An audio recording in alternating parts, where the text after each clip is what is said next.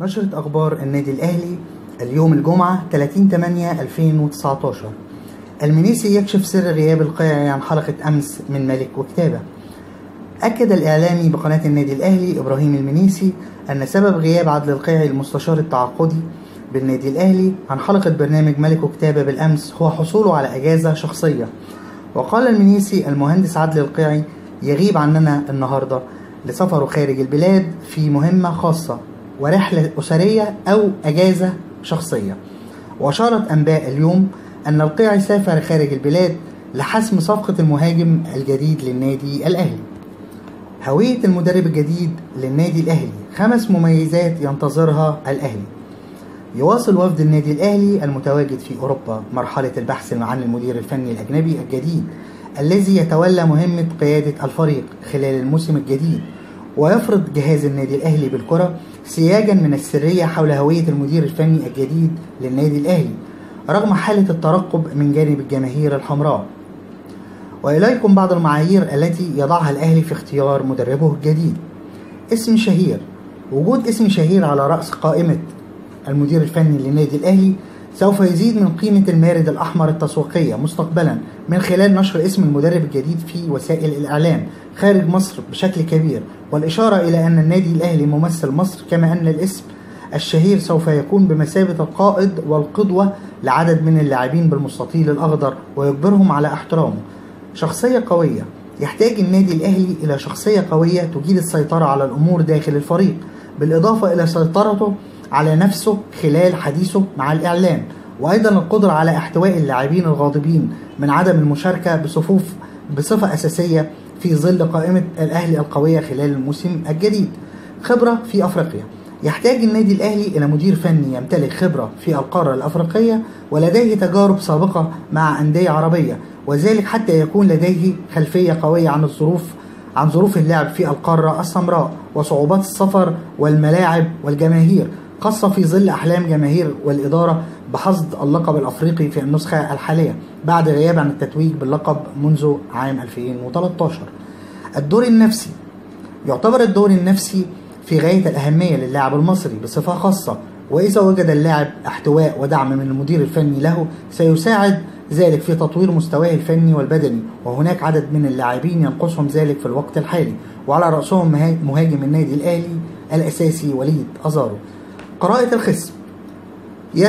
يبحث النادي الأهلي عن مدير فني يجيد قراءة الخصم وتوقيع سيناريو المباراة بشكل مميز، وذلك بعد الأخطاء التي وقع بها الفريق تحت قيادة المدرب السابق مارتن لاسارتي الذي خسر من منافس واحد 3 مرات في موسم واحد، كما ارتكب بعض الأخطاء في مواجهات الأهلي الأفريقية بسبب عدم قراءة الخصم بشكل جيد، ولذلك يحتاج النادي الأهلي مدير فني يجيد القيام بهذا الدور وتوقيع.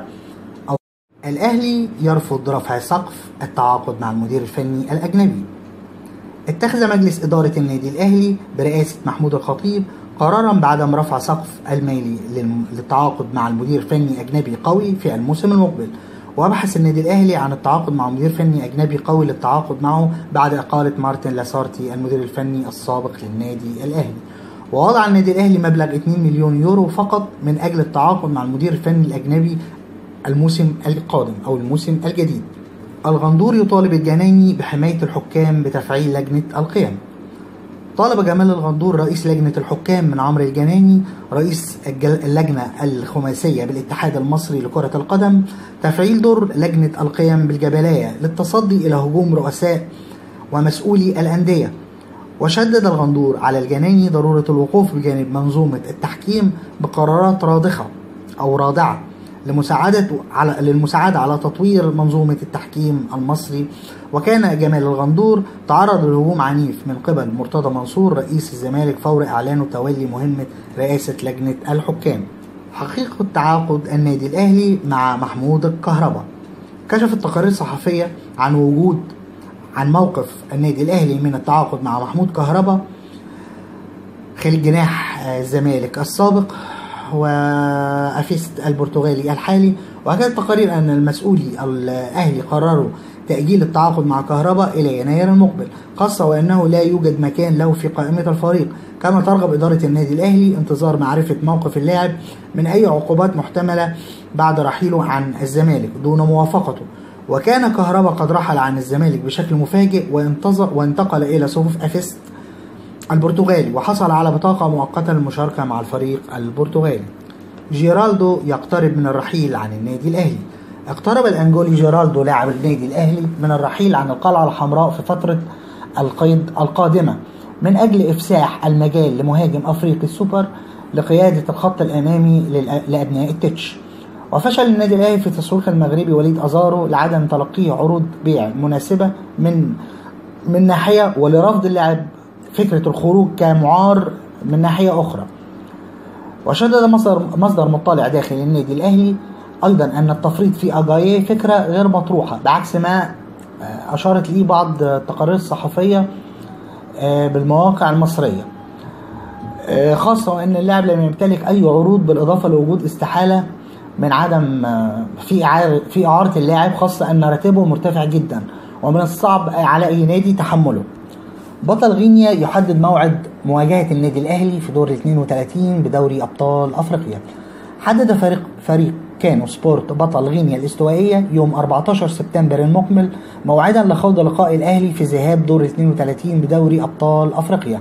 وتأهل النادي الأهلي لدور 32 بدوري الأبطال على حساب اطلع برا الجنوب السوداني بعد أن تغلب عليه بنتيجة 13 هدف في مجموع المباراتين. كما تفوق كانو سبورت بالفوز على ميكيلي الأثيوبي في مجموع المباراتين الذهاب والإياب بنتيجة 3-2 ضمن منافسات ال 64 بمسابقة دوري أبطال أفريقيا. يذكر أن كانو سبورت قد حقق لقب الدوري في غينيا الاستوائية الموسم الماضي للمرة الأولى في تاريخه ليحجز مقعدا في المسابقة القارية. نشرة أخبار النادي الأهلي.